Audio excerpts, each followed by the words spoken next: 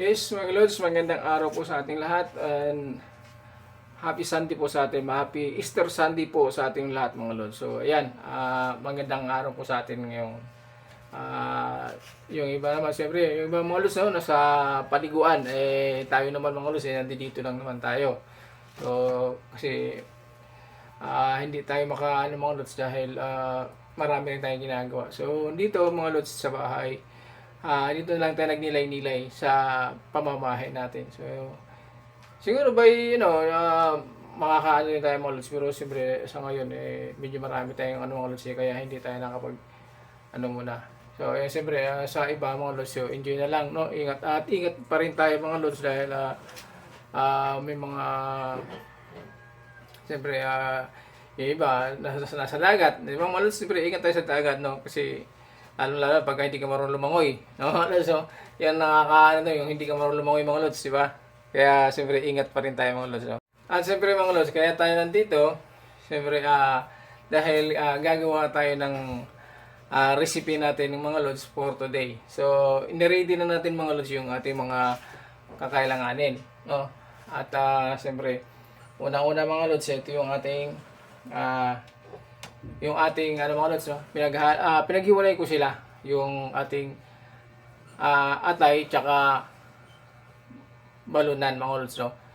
Siyempre, hindi naman natin pwede pagsabay pag-isa mga Lods, kasi yung balunan medyo matigas, yung atay madali lang na malutuin niya mga Lods. So ayun, pinagbukod na natin, no? At siyempre mga Lods, yung gulay natin. Ayan, ito yung gulay natin.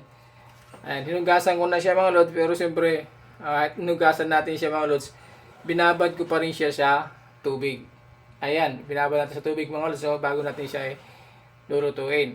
Kasi kahit nasa binugasan natin yung mga Lods, siyempre hindi pa rin tayo kaya binabad natin siya para talagang yung kung ano man ang nasa ng gulay natin mga Lods. So yun, mga Lods, sa atin wala namang masama, nag-iingat lang naman tayo mga Lods, kalusugan natin, di ba? Ayan, okay? At siyempre mga Lods, no, meron din tayong ihahalo natin ito mga Lods sa ating gulay na sapsoy. Meron tayong broccoli mga Lods. Ayan, hinimay-himay na rin natin yung mga Lods para mamaya pag salang natin ay okay na. Mga Lods, no? Okay? Ayan, ito yung ating broccoli. So, siyempre yung ating mga ipapakrikado mga Lods, yung tulad ng halimbawa, yung ating sibuyas at kamatis, narito na rin. So, kumpleto na siya mga Lods, no?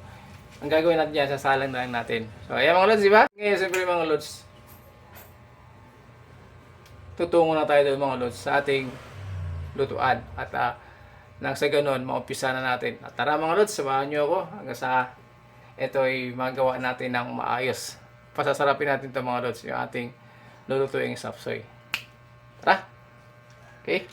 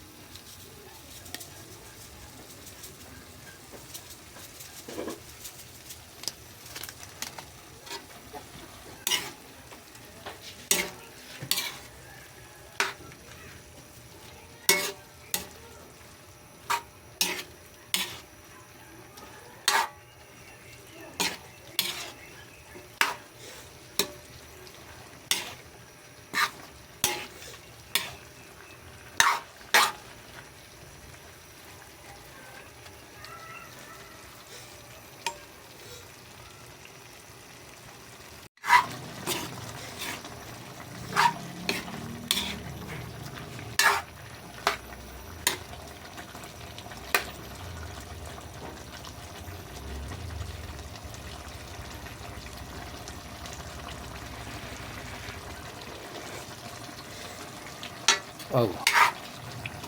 Yummy, mga lods. Ayan. Thank you very much. Thank you for watching, mga lods. Ayan, at ingat po tayo. Bye-bye, mga lods.